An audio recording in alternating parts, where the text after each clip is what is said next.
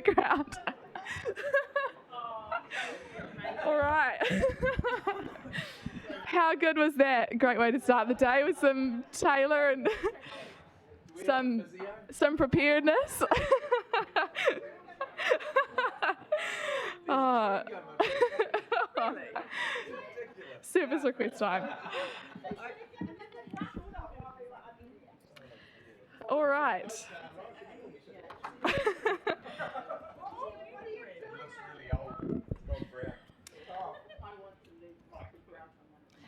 Okay, everyone, just bringing your attention. We'll start the meeting now. Welcome to our Strategy, Operations and Finance Committee meeting, to elected members, both councillors and community board members, mana whenua representatives, nau mai haere mai Kim, and also to staff as well. Welcome.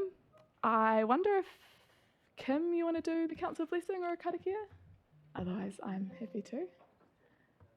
You can just do, yeah. You can do whatever karakia you wish.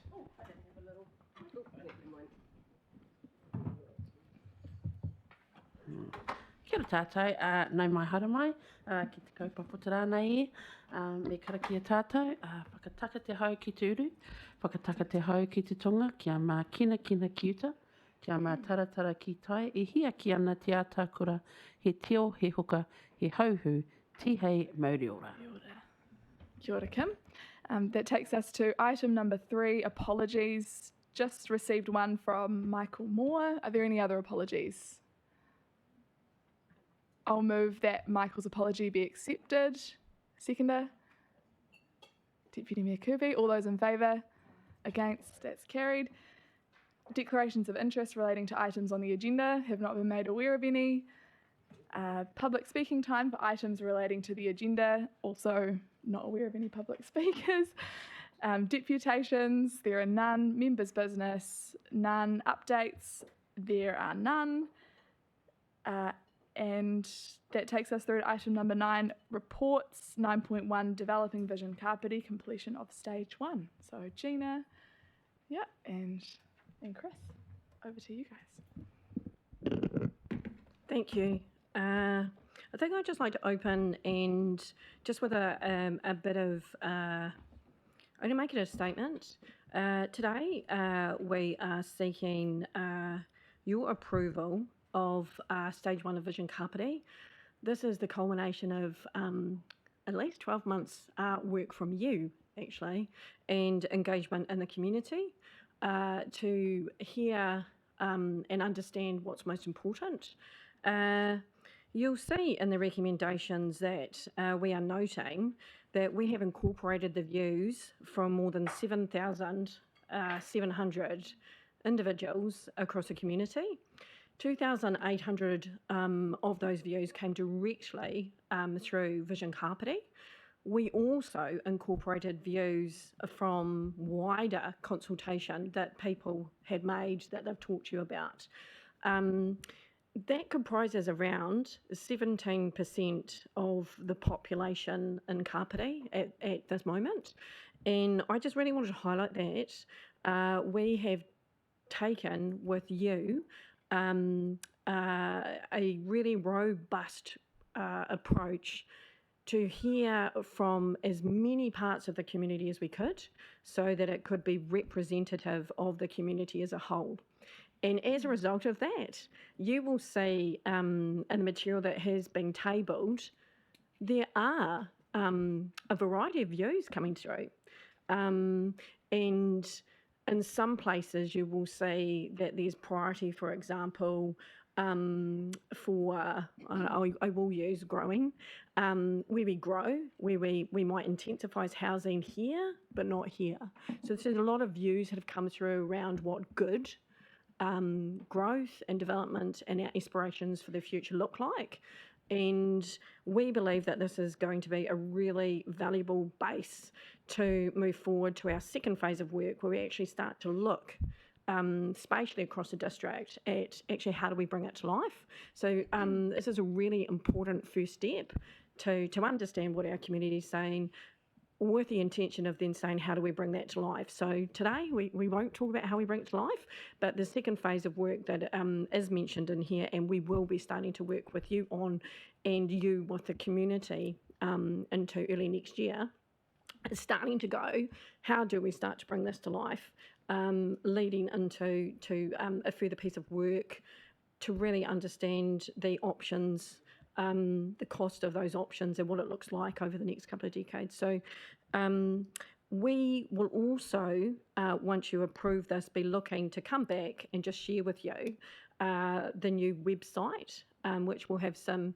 interactive features to it and bring this to life again. But we really wanted you to be able to effectively endorse where we've got to, so we can use that as the basis for the webpage that we bring back to you. So that will be happening in mid-November, which is quite exciting. So just wanted to acknowledge that. We feel that we're presenting back to you a series of quite detailed reports from what we've heard from our community, and we've represented those in the maps. And I will say, we talked about this a long time ago, but effectively, I think we've followed the lead of Raumati, actually, because Raumati started, I think, this off more than 2 years ago with a map that they had online and some of the work we're doing. So we've now managed to create that across the district to attempt to represent what the community is saying to you, and then back to council about what's important to them. So we're happy to take questions, and we'll leave it there. Great, thank you, Chris. Thank you, Gina. Any questions? Councillor Coe. Yeah, thanks, Chris. This is an amazing piece of work, very informative. I have some questions/comments. Just firstly, it would be great, like when you do the website, to have some kind of facility, because it's quite overwhelming information, but for people to be able to drill down. So if there's links, or buttons you can click on to go into more detail on certain aspects, I think that would make it more manageable rather than confronting people with a whole pile of information. Mm-hmm.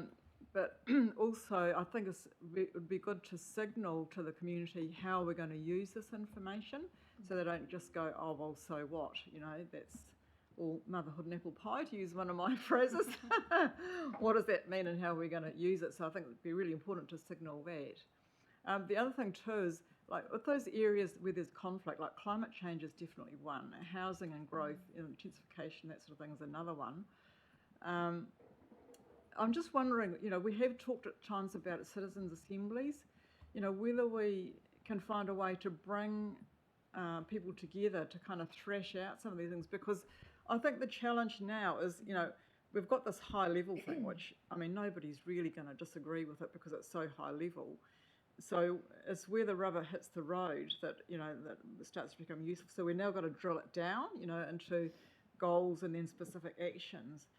And I think it would be useful in that process to have some further guidance from the community as we drill it down, because, there is such a diversity of views, and I think some of the things need kind of thrashing out and prioritising, because we've got an accumulation of stuff, but there's no way of assessing, well, what is a higher priority over something else, just from a whole lot of equal comments. Yep. So I really think, it would be useful to have a group of people that are representative of the community that can kind of thrash around some of these trickier questions.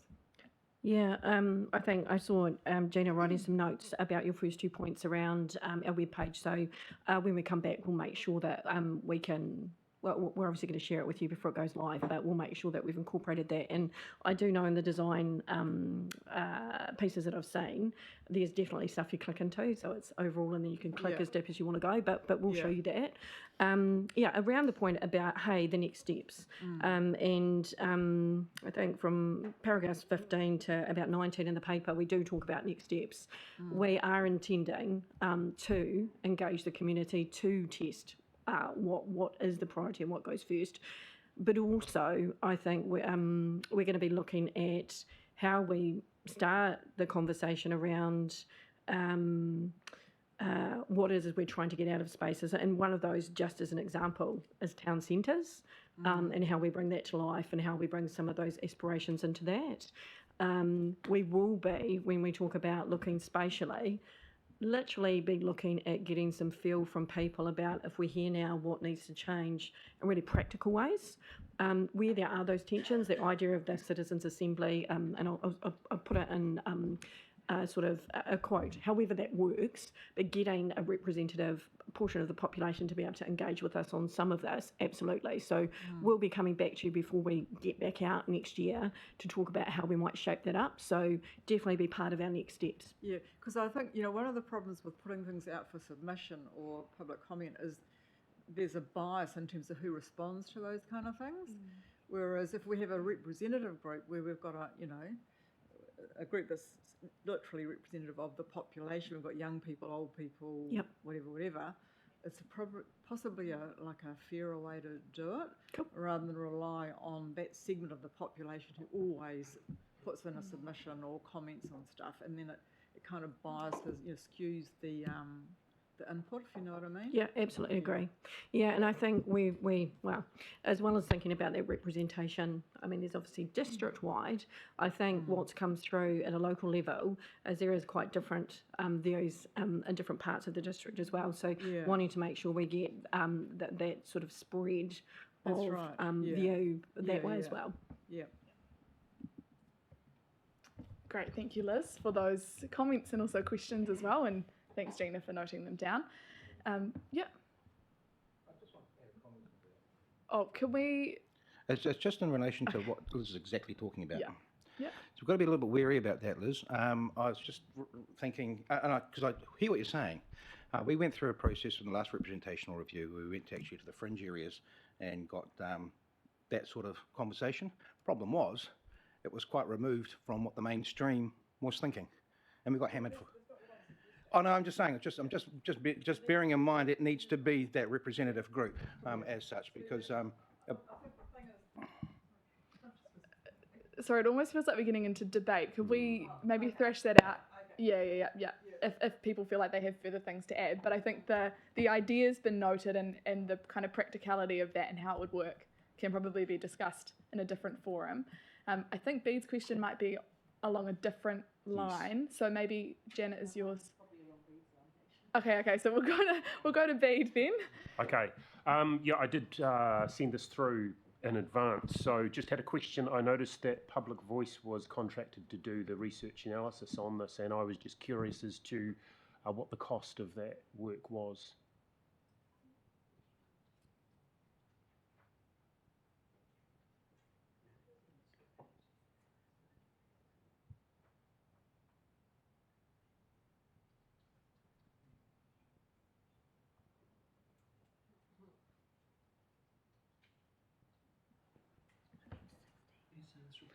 Sorry, just consulting here.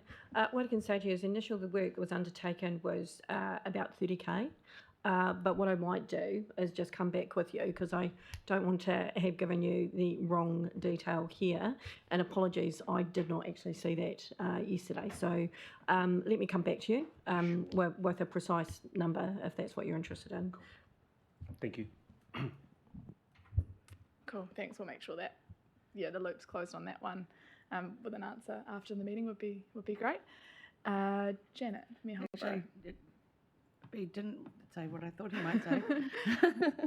So I was just looking at the vision for Raumati and just looking for the paragraph where it mentions that there was previous work done, but it's not quite clear that wasn't just previous work done under the same umbrella. I'm wondering if we can just be a little bit clearer that was a piece of work that was instigated by the community board, and it was called Our Vision for Kapiti, and I know that it's got a separate website even, so I'm wondering if that can so it's actually on page 381 of the appendices, 1.2, overview of vision, Raumati engagement and feedback. I just wonder if that can be captured a little more clearly, how that rolled out. Yes, we can do that. Yeah, thank you. Thank you, Councillor Wilson. Yes, thanks for this. A great piece of work. And actually, I have to say kudos to the Raumati Community Board Chair and the SOF Chair, Soph, kind of leading the way, leading the charge on the stuff. In fact, the work that you guys did really helped to initiate where we've gone with this. And as a spatial plan, as the beginning of a spatial plan for Kapiti Coast puts us actually light years ahead of so many other organisations who haven't got a spatial plan, and you can't really go ahead without one. So there's the kudos. The bit that seems to be missing, and for me it's all about fatherhood and apricot pie, to paraphrase Comrade Coe. And no doubt when we have a broader discussion, this will arise again, but I couldn't find in here the overlay of arts and creativity for which the Kapiti Coast is most well known. So I just couldn't find it anywhere, and including in what makes Paraparaumu special. People would make the case that the arts and creativity sector is what makes it special, as opposed to what makes it ordinary with everybody else in the country has all of those same things that are in there. So it's a rhetorical question really, but just something that I think needs to be kept top of mind as we move along. But the document itself, honestly, and Chris, as you said, there's been a lot of people have connected with this. How many communities would be able to honestly say that that proportion of their community has been directly involved in a plan for the vision of that place, right? It's very, very rare. So, brilliant. Cool. Yeah, I do just want to add to that to say this obviously reflects what's come through, the wave of feedback. However, acknowledge the point about arts and creative, and do want to note that we will be coming back to talk to you about bringing that cluster together. So we've talked about that. So we will be getting feedback and input that I think we can also add to the richness of this picture. So we won't lose sight of that. Great, thank you both. Kim. Kia ora. Yeah, so as I was looking at the maps particularly, it just it looks at a distinctive destination and it talks about Te Reo Māori. I'm just wondering how we can elevate that, because it takes, because Otaki is considered a hapori reo and we have that relationship with the council around that. So elevating that out of being a characteristic of the town to actually being a crucial thing of the town. Because as it is, it's kind of like, oh, we've got hills, we've got te reo, you know, but that's actually a fundamental. It's a fundamental underlying thing about Otaki is that the hapori reo, the wānanga, and our vision to that everyone that comes into there becomes part of that. Happy to follow through offline to see how we can better bring that to life and reflect that point. I think we've taken some feedback through and attempted to do that, but if it doesn't quite land out, happy to go, what more do we need to do? So we'll follow up with you, Kim. Thank you, Kim. Really good point. Councillor Cooper. Just to follow up to Nigel's question, actually. So the arts and craft that's missing, is that because it wasn't? I imagine a lot of the work was sort of prompted. Question, you know, you prompt people when they come back and they respond. Was it not prompted, or have the community just said it's not important? Which I'm sure is not the case. But why was it missed? Is it oversight? Is it a bit of a it's not an oversight or not? So we went round, you were calling our hubs, and we focused on our people, place and partnership. The connection and creativity is one of those areas. When I guess what was top of mind for people who engaged and provided feedback, that wasn't specifically noted. Through things like economic development, I think we had talked a bit more about our economic development strategy and where it was heading, what it was doing. And you yourselves have noted that arts and creativity is obviously something we want to focus on. That wasn't in the mix of that when we originally went out, so it might be that because it wasn't there, people didn't say anything. So I'm just acknowledging we will go back and close the loop to make sure that we test that. and to see whether people think something else or more needs to be added to this picture. It's not that we missed it though. It just isn't something that, particularly when we talked about those different areas, was the thing that came through most strongly, So, or that's been commented on. so we're not sure if it's not a strong theme driven by the community. We've got 17% of the community who's, been involved in this, and it's not coming through as a strong theme, or didn't come through as a strong theme. Not in the, I'm going to say, engagement and consultation that we've done over the last 12 months. Interesting. Mhm. Don't know what it means, but it's interesting. Yeah, Thank you. but your Cheers, point is, Yeah. and so we'll test that to make sure we haven't missed anything, but it did not come through. Councillor Pravanov. Yes, thank you. So through the chair, so first of all, I'd like to commend, the staff involved in this, ourselves as elected members for, I suppose, facilitating a lot of this work as well, and I suppose the document that we have, and I think particularly the pictorial elements of it are actually they're amazing. They are amazing. And I think, not everyone reads a lot of words, but having those pictorial diagrams really is important. So one of the things I suppose, so we've, 15 here talks about the timeline, and I'm just wondering, going, because like the public obviously they've committed to be involved in this, and they're interested in where it's going, and I'm just wondering about, maybe some of the jargon that's worked, like, it's got pathways, master planning, blueprint, whether those are terms that people, our community can actually understand.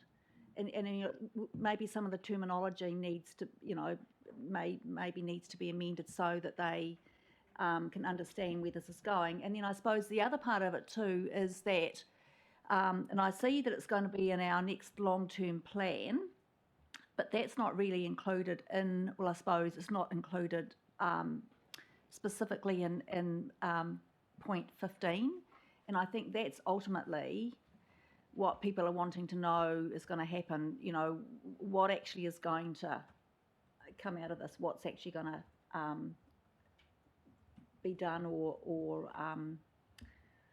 buildings built or whatever they are. Right, so it's the how will this influence the future? Yes, exactly. Okay, we'll take that point and make sure that as we set up the web page, we really clarify that point.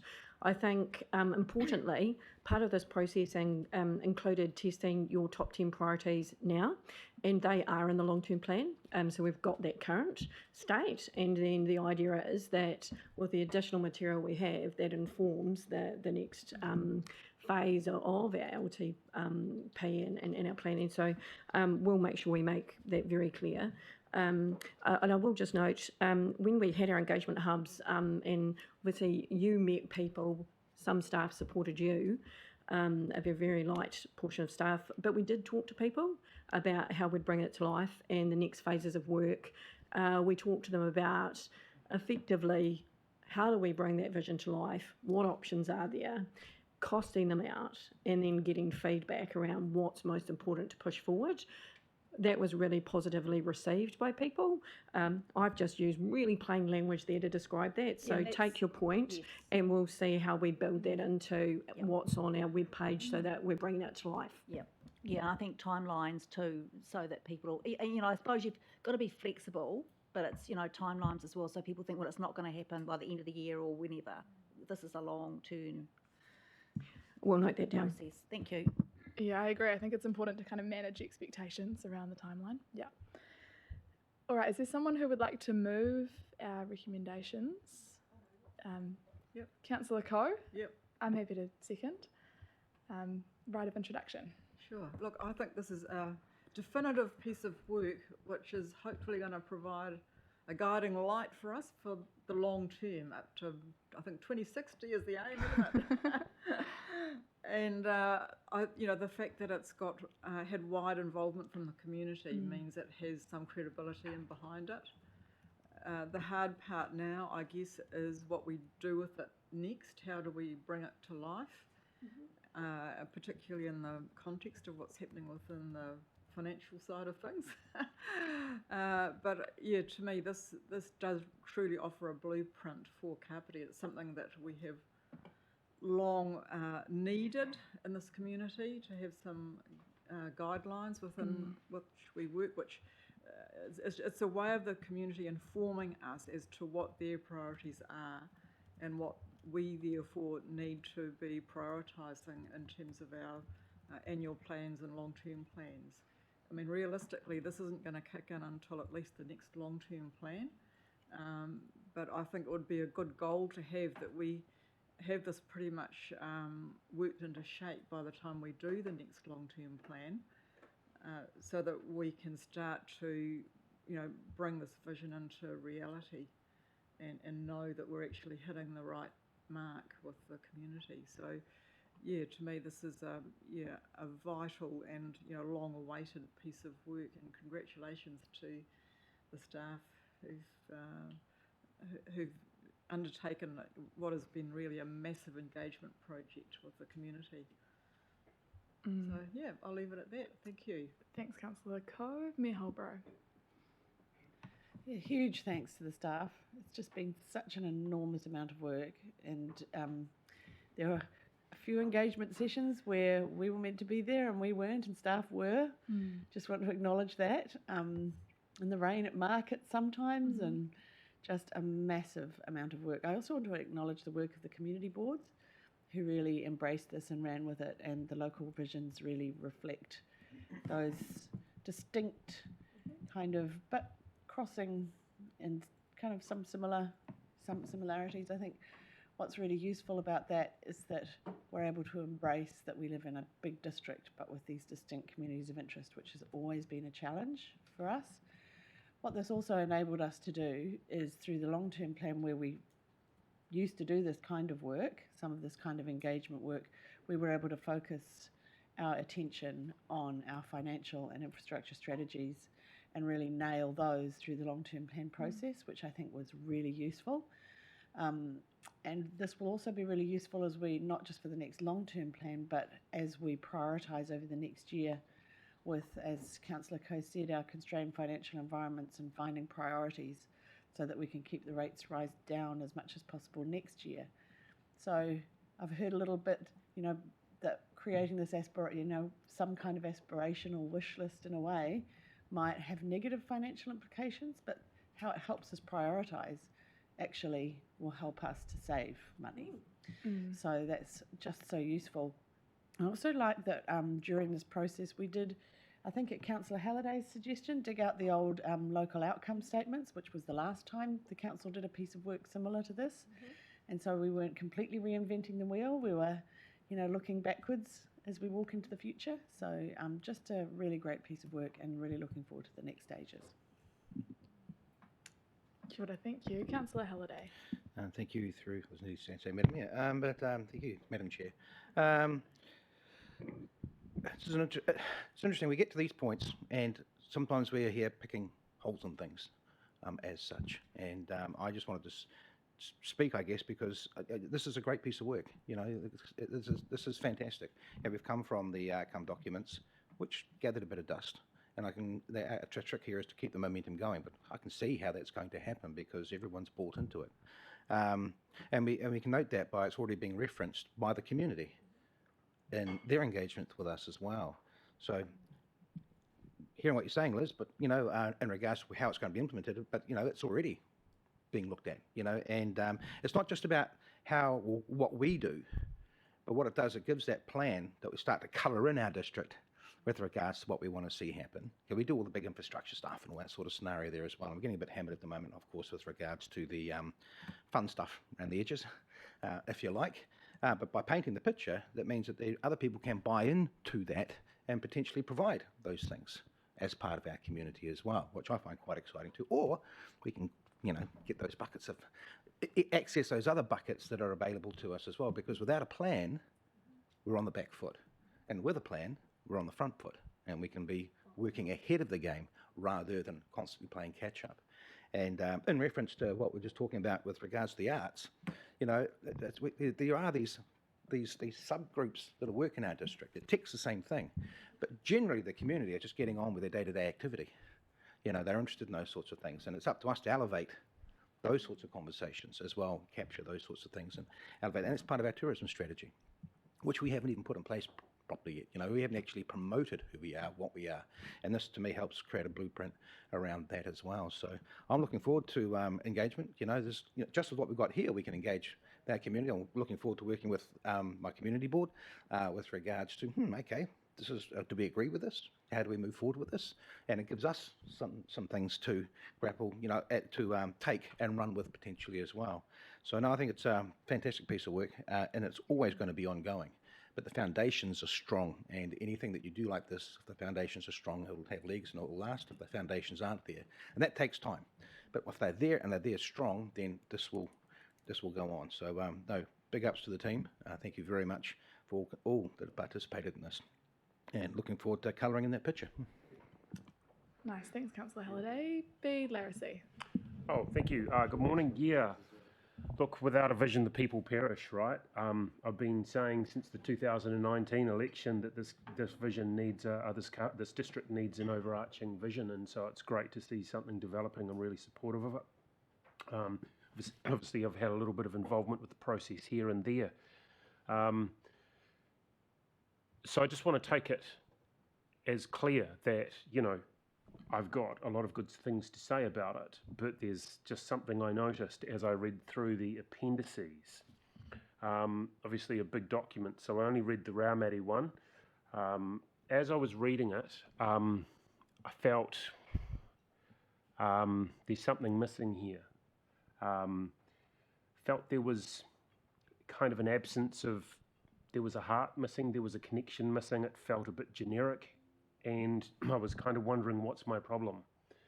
So I talked about it with somebody who made a passing comment that perhaps it was AI generated, and I thought, that's an interesting comment. So on page 385 and 386 of the agenda appendices, it outlines the central themes for the Raumati vision, and I thought that's probably a pretty crucial part of that research analysis. So I took out those 2 pages and I ran them through an AI checker. It came back and told me that 88% of that content is AI generated.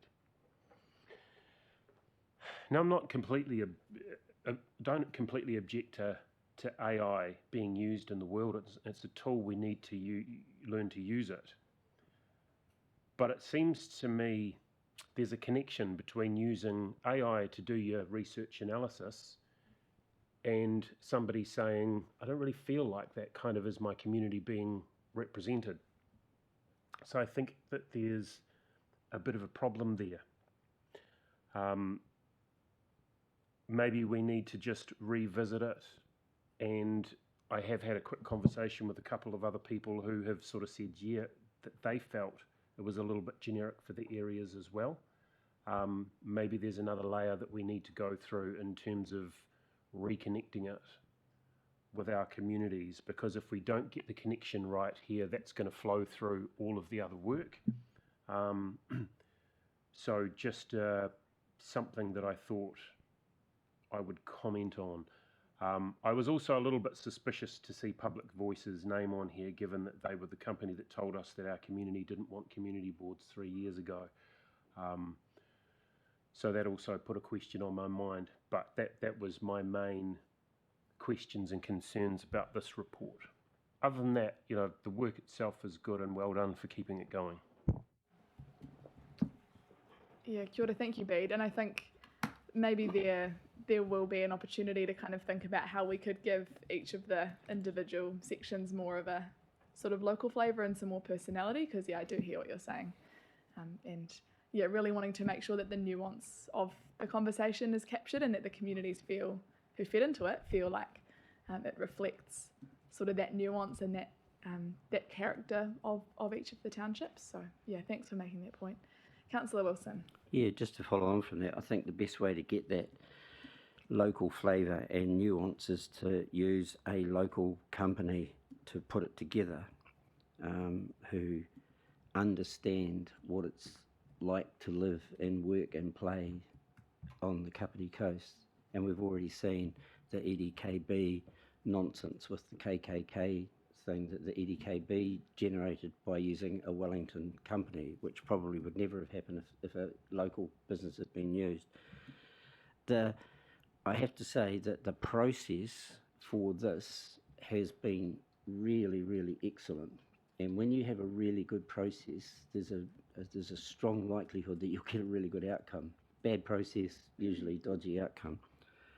So I think the process has been superb, and as I said earlier, that level of engagement is extraordinary. I've been involved in a few of these things over time, and it's a really extraordinary level of engagement. So massive kudos to everybody that was involved in making that happen. In terms of what Martin was saying, colouring in the picture, the people who do the colouring are the artists. So I'll come back to my point about that this is an excellent document for what it is, but it is not final. It says final on the front, on the cover, but it isn't final, and it won't be final until we include the things that make Kapiti special. I'll just give you a short list, right? So if you look at the two of the biggest infrastructure things that are happening, one is the Mahara Gallery, and the other is the Waikanai Library. So we know where they fit, right?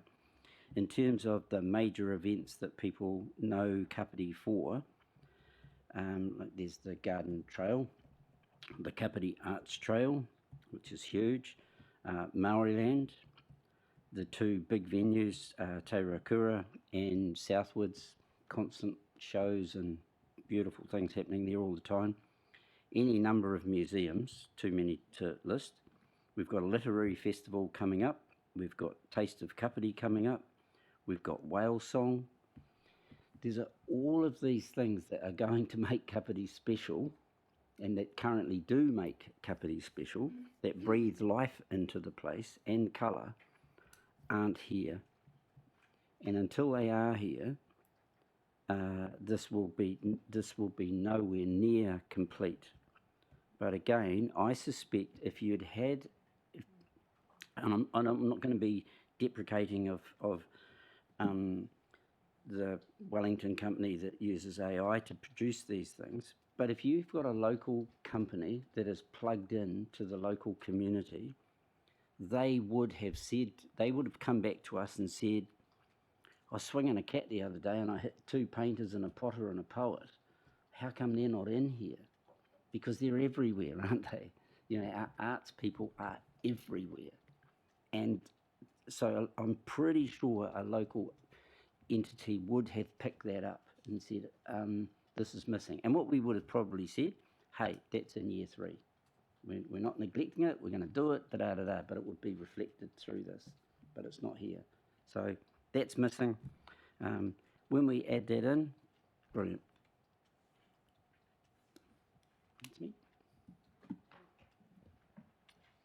Yeah, thanks, Councillor Wilson. And as Chris mentioned before, because what's included in these reports is sort of a summary of what's been heard from the community, as you say, maybe it could have been identified that that wasn't a strong voice that came through, and therefore maybe there could have been some more targeted engagement with the community in the arts and culture sector. Or I could be out of touch, and people don't really care about the arts and culture at all.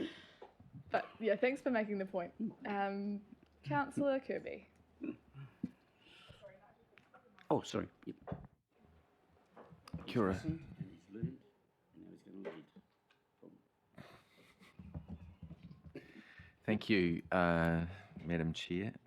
This is a great, I really love the process that we've been on this triennium with this piece of work, and to hear that we've engaged with 17% approximately of our community is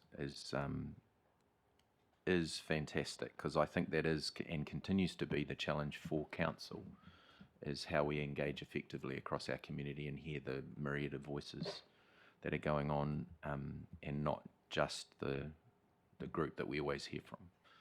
So I love that. I think I'd like to place a wero that this is a living document. It's not a final document. That this is our first attempt at trying to capture our first lot of engagement, and that there needs to be an ongoing commitment to revisiting and keeping room for introducing new information and new feedback as it comes in. And I think the most powerful question for me is being able to ask people, do you see yourself in this? Because really that brings ownership to our community of this document. Because what we don't want, and I'm sure this isn't the intent of this, is we don't want council to come and present what we think we've heard without having any room for people to go, yeah, I see myself in that, and that represents me and my family and my whānau really well. And I think that's going to be the ongoing challenge for us, is this document doesn't just get formed, get put on a website, and stay there forever, but it becomes something that we constantly are engaging with and allowing our community to feed into. So that's probably a conversation on how we do that effectively moving forward in terms of allowing it to be a living, breathing document.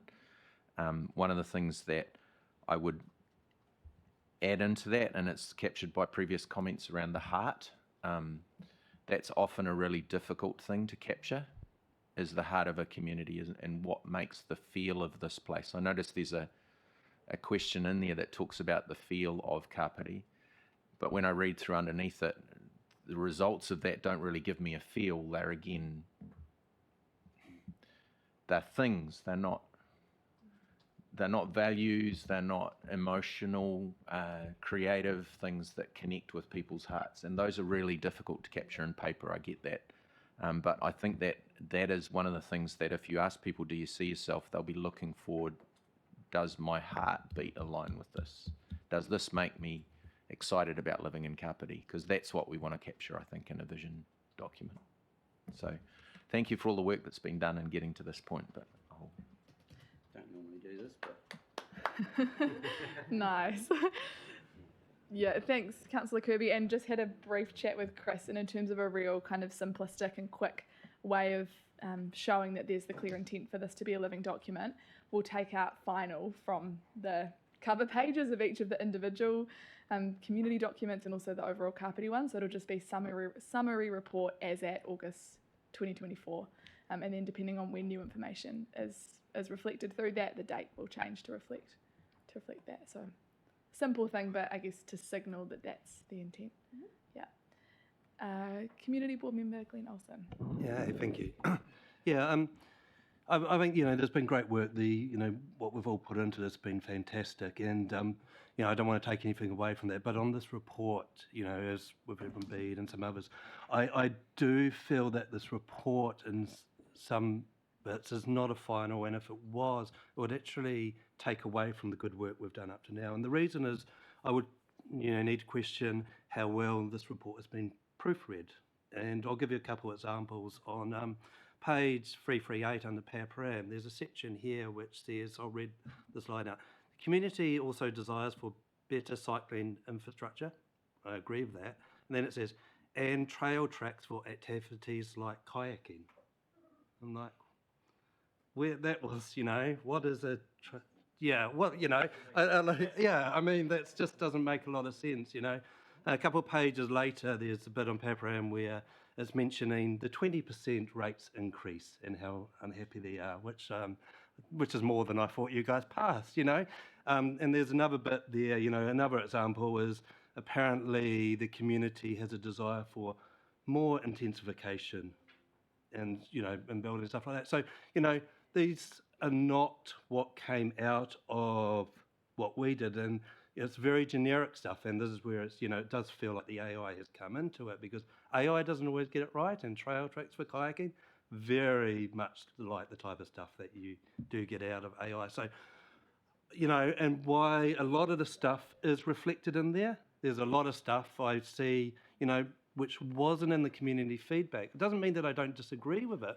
I mean, there's a section there about community asking for playgrounds. One, for example, it seems like McLean Park, they want it fenced off. Now, not a bad idea, but I don't remember that ever being discussed. Yeah, so I think, the report as it is at the moment does need some work and does need proofreading, because there are, there's just 2 pages that I have looked at, and I've found 3 or 4 things in there which definitely don't reflect the community feedback and the good work that we've done. Thank you. Thank you. Point noted. Councillor Warwick. My my kind of focus is cycleway, walkway, bridleway, and wherever we've got networks and connectivity, it seems to say request to extend and maintain cycleways and footpaths. But in Kapiti we have a focus on cycleway, walkway, bridleway networks, and that doesn't seem to come out in the document. So is there any, when we are tweaking it, can we actually put the full network, only because that's actually part of what we have in strategy? Yeah, And that's I'm handy. sure it was pretty well asked for by a lot of people. Yeah, okay, I think Jean has noted that down. Thanks, Shelley. Councillor Spires. Thank you. During this process, I spoke to many people, and what came through sometimes was that it's not worth it because council doesn't listen anyway. But I just wanted to prove that council actually does listen, because the Indoor Sports and Recreation Centre has been around for a few years. And I'd just like to give a shout out to staff member Mr. Brendan Owens, because it is moving along and things are starting to happen in the Indoor Sports and Recreation Centre area. I'm not sure yet where the funding's coming from, but staff are actually working on, because the feasibility study has been done and staff are actually working on the Indoor Sports and Rec Centre. So I just wanted to give a shout out to staff and let the community know that council does listen to what our community is saying and do take it on board. Sometimes it takes a little while, but it will happen. So I just wanted to say a thank you and to let people know that we do listen. That's all. Thank you, Councillor Spires. Councillor Wilson, really briefly. Yeah, just because it's a highlight in the report, section 7, needs assessment, insights from Kapiti young people, brackets Zeal, with no disrespect to Zeal at all, it would be a bit disturbing if the primary voice of young people has come from one particular organisation, which may or may not represent the insights from young people, but surely that's not the only place that you would be getting insights from young people. So I was a bit surprised. So if you would just read this and you see it for the first time, you go, oh, right, okay, so all the young people, oh, they talk to Zeal. I'd be going, oh, hang on, that doesn't work for me.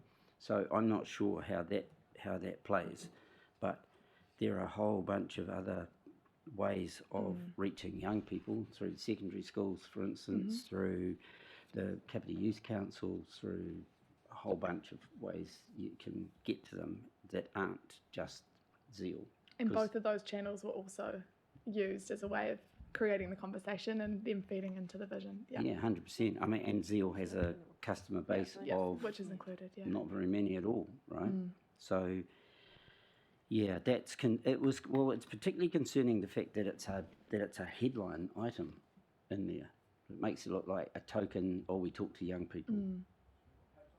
It's in the contents of the document. Yeah, fair point. Maybe that Point heading 7. could reflect, because it is mentioned in other parts of the report, different channels that we use to engage directly with groups of young people, both in person and also through social media. But maybe that heading could reflect that broader engagement with young people instead of just pinning it to one organisation. Oh, 100%, because Okay, so otherwise we'll it's note just not a good look. And, you know, people read summaries of documents. You know, not everyone's going to... Yeah, I hear you. Yeah. Especially if it's in the summary. Yeah. It would be really interesting to get AI to do a summary of the document that AI wrote, pointing out the typos. Okay, thanks, Councillor Wilson. I might just make a couple comments and then Liz, I'll pass to you for your right of reply. I just wanted to kind of echo Councillor Pravanov's comments earlier, I think in question time, around the value of this being kind of illustrated in the way that it's been and the different sort of images that accompany the work. A massive shout out to Lisa Richardson, who was the person who did that work and has been beavering away behind the scenes and received kind of countless layers of iterations to both local community board visions, but also to the district-wide stuff. And she lives in Pakikariki, yeah, so she's a local, and she did the work on the Our Vision for Raumati project, and then was really keen to kind of help the council more broadly with the Kapiti Mahi. And so just a massive shout out to her, because I think she's really helped to give this the flavour that has meant that so many people in the district have been able to both see themselves within the process and then identify with parts of the vision and be quite excited and kind of hopeful when they look at it. It's quite kind of an engaging set of images. So just a big shout out to her. And I know she's been very agile and responsive. She deserves kind of our aroha and our thanks. I also wanted to thank the people behind the scenes who have sorted through post-it notes and the Vision Kapiti cards that were collated out in the foyer and in the libraries. Like, that in itself is a massive job to theme up all of that work. And again, those people are beavering away behind the scenes to do that. And we probably haven't seen them, come to the table, but they've been doing a whole bunch of work, which again has made this possible. A huge thank you to the people who are in the room who have helped to make this happen. Chris, Gina, Hamish, Susan, in the comms space, really have valued, the contributions that each of you have made to getting us to this point. With these local reports and the district-wide sort of summary report as well. And I feel like having this direction is just going to make it far more easier for us to be making decisions that align to that vision. So, I'm really excited about the fact that we now sort of have that kind of guiding star, as Liz referred to, of a place we want to get to, so that we can make sure we're aligning sort of our day-to-day work and our decisions to that sort of end goal for our community. Well, not end goal, but the kind of longer-term goal for the community. One other comment I wanted to make, I know we're looking at the kind of blueprint being done in 2027. I feel like it's really important we don't lose momentum. I feel like over the last 12 months, we've gathered a lot of, over 7,000 people feeding into this, and we don't want them to feel like it's going nowhere and that it's kind of lost the traction that it had. So I'm really keen to see how we can kind of keep the energy up behind this project. And I know that probably we're really happy to help with that. So definitely make use of coming back to us and updating us, and we'll find ways to update the community on where we're at. And I'm just excited for the next phases in the iterative process that this will continue to be. That's all from me. I think, Kim, do you want to make some comments as well? And then, sorry, Liz, will come to you. Real quick one. For me, the importance of this work is not in that paper, in that document, and picking it to pieces and saying it's been run through AI and it needs a full stop here, and that's not what this is about. To me, this is about the absolute awesome engagement that we had with our community and building that relationships. So whether there's a heading out of a place or a dot here that shouldn't go there or a picture that shouldn't go there, the essence of what we're doing is we're talking to the community. We're asking them what they want, and we're all sitting around the table. You might be able to touch. People might not have mentioned arts. They might have just assumed it was going to go in there. But for the staff that have gone through and laboured over every little post-it note and got that together in this paper, they've done a brilliant job. And for us to not lose sight of what it's for, it's not about this. This paper is going to sit on the shelf somewhere and someone's going to refer to it. That's not what people are going to remember. They're going to remember the engagement, and they're going to remember what we do with that document. So for me, picking the paper apart is kind of pointless, because we need to focus on why we did this work in the first place. And so, kia ora to the staff for your hard work. That's all. Yeah, kia ora, Kim. Really echo those comments. Thank you. And right of reply, Councillor Coe. Yeah, sure, thank you. Look, to me, this Vision Kapiti is a work of art. And if you've ever watched a painter draw a painting, what do?